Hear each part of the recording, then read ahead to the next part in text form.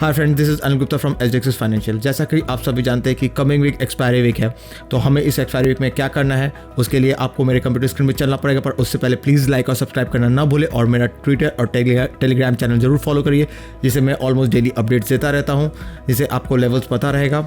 तो चलिए चलते हैं।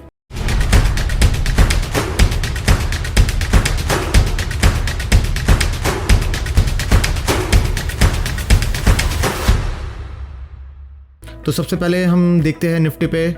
जैसा कि ये निफ्टी का 15 मिनट का चार्ट है, तो मैं 15 मिनट के चार्ट में एक्सप्लेन कर रहा हूँ आपको। निफ्टी में ये रेड बॉक्स आपको दिख रहा है, वो नो ट्रेडिंग जोन है। ये जोन को हमें अवॉइड करना है, जिसका लोअर जोन है 14,980 और अपर जोन है 15,050।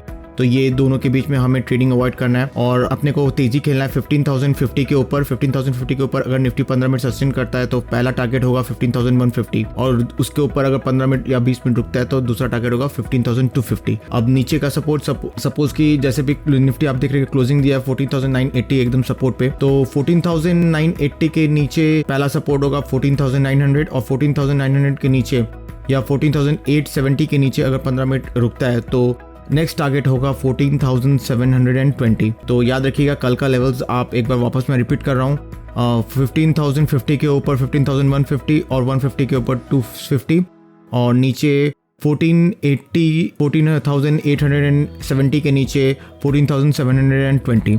तो ये रहा निफ्टी का सपोर्ट और रेजिस्टेंस। आइए चलिए अब चलते हैं बैंक निफ्टी में। बैंक निफ्टी में हमें तो ये बैंक निफ्टी का चार्ट है, ये भी 15 मिनट का चार्ट है। अपने को मंडे के लिए या कमिंग वीक के लिए क्या करना है ट्रेड, ये इससे आपको समझ में आ जाएगा, गौर से देखिएगा।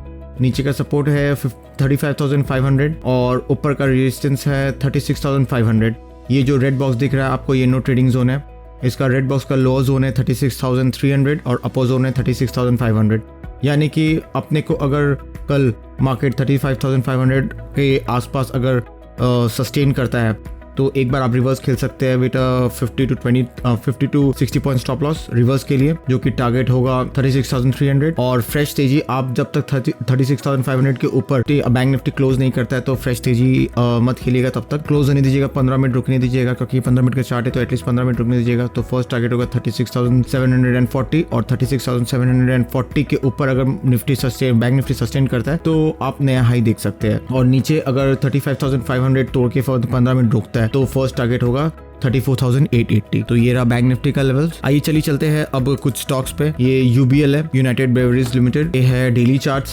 तो जैसे कि आप देख रहे होंगे ये एक लंबा ट्रेंड लाइन चल रहा है, काफी दिन से ये ट्रेंड लाइन है और इसे ब्रेक नहीं किया है, तो एक ट्रेंड लाइन के पास भी आके क्लोज किया है ये यूबीएल। तो एक बार आप रिवर्स खेल सकते हैं, अगर मार्केट सस्टेन रहा तो यहाँ से एक बार बाउंस बैक होने का काफी चांस है। और फ्रेश तेजी 1250 के ऊपर अगर डेली क्लोजिंग दे देता है तो एक आप वापस से एक न्यू हाई आप देख सकते हैं यूबीएल में। और अगर इन केस कल मार्केट खराब होता है तो 1200 के नीचे आप सेल कर सकते हैं फॉर अ टारगेट ऑफ 1100। तो ये यूबीएल का डेली चार्ट्स है। आइए चलिए चलते हैं अब गेल पे। ये गेल का चार्ट है, डेली गेल का चार्ट, जो कि बहुत ही अच्छा एक वॉल्यूम आप देख रहे होंगे, मैं कर्सर वॉल्यूम ब्रेकआउट दिया है, प्राइस वॉल्यूम ब्रेकआउट जिसे कहते हैं। एक डबल टॉप भी है, तो ये 2 बार कोशिश भी किया क्लोजिंग देने का 146 या आप 147 पकड़ के चल सकते हैं, उसके ऊपर पर सस्टेन नहीं कर पाया। पर याद रखिएगा अगर ये 147 के ऊपर सस्टेन करता है तो पहला टारगेट होगा 157 और उसके ऊपर एक न्यू हाई बनाने की हाई चांसेस है। तो 147 के ऊपर वेट करिएगा। 147 के ऊपर अगर कुछ देर रुकता है तो you can go for this. आइए चलते अब दूसरे स्टॉक पे, बाटा इंडिया। ये बाटा इंडिया का चार्ट है, ये डेली चार्ट है, जो कि बेरिश फॉर्मेशन बना के रखा हुआ है, हेड एंड शोल्डर। ये बहुत ही बेरिश फॉर्मेशन होता है। अगर ये 1480 के नीचे क्लोजिंग दे देता है बाटा इंडिया, 100 पॉइंट लगभग एक मंदी मिल सकती है और उसके नीचे और 100 से 200 पॉइंट की मंदी मिल सकती है। तो वेट कीजिएगा, जब तक 1480 नहीं तोड़े तो बाटा इंडिया मत बेचिएगा। अगर यहाँ से बाउंस बैक करता है तो ये पैटर्न वॉयलेट कर जाएगा, तो इसलिए अभी वेट कीजिएगा। 1480 के नीचे ही इस बाटा इंडिया को सेल करिएगा, शॉर्ट करिएगा for a target of 1400। Hero Moto ये हीरो मोटो का चार्ट है, ये डेली 1 आवर चार्ट है। ये ट्रेंड लाइन पे काफ़ी दिन से एक ट्रेंड लाइन फॉलो कर रहा है और फिलहाल फॉर द फर्स्ट टाइम ये ट्रेंड लाइन तोड़ के नीचे क्लोजिंग दे चुका है, जो कि एक नेगेटिव सिम्टम्स है। इसको शॉर्ट कर सकते हैं 3420 के स्टॉप लॉस पे फॉर टारगेट ऑफ 3280। और अगर 328090 तोड़ता है और कुछ देर रुकता है तो ये 3200 तक जा सकता है। एक स्टॉक है GICRC, जो कि 2 दिन से बहुत ही उद्यम मचा के रखा हुआ है। और प्राइस वॉल्यूम ब्रेकआउट भी दे चुका है और गैप अप भी खुला हुआ था। तो याद रखिएगा ये अगर नेक्स्ट अप मूव देता है तो 222 तक जाने के हाई चांसेस है और फ्रेश तेजी 222 के ऊपर ही खेलिएगा, क्योंकि एक गैप देके ये क्लोज किया है। तो बहुत टेक्निकल एनालिसिस के हिसाब से ये गैप एक बार फिल होता है, तो अगर रिवर्स नीचे आए तो 1670 के आसपास आप बाई करिएगा 1-2 रुपये का स्टॉप लॉस में। और अगर ये कल रिवर्स नहीं होता है तो फ्रेश बाइंग 222 से 23 के ऊपर ही कीजिएगा। ये L&T फाइनेंस का चार्ट है, ये डेली चार्ट्स है जो कि एक डबल टॉप फॉर्मेशन बना के रखा हुआ है।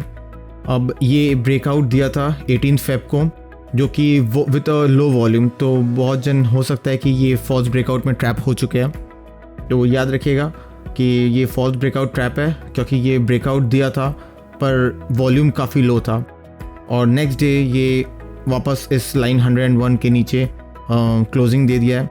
तो एक बार आप इसे 101, 102 के स्टॉप लॉस में शॉर्ट कर सकते हैं for target of 90।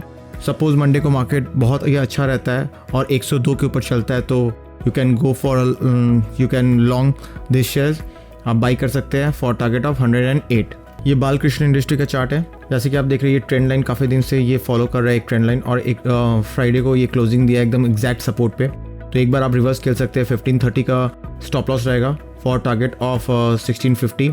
Balkrishna industry अपने रडार पे लगा सकते हैं, और अगर आपको सेल करना है तो ये 1520 के नीचे ही सेल कीजिएगा for target of 1300। First target होगा 1400, नेक्स्ट टारगेट होगा 1300। तो बहुत ही अच्छा सपोर्ट पे ये क्लोज किया है, ध्यान दीजिएगा बालकृष्ण इंडस्ट्री। तो फ्रेंड्स आज के लिए ये काफ़ी था, उम्मीद करता हूँ आपको अच्छा लगा हो। धन्यवाद।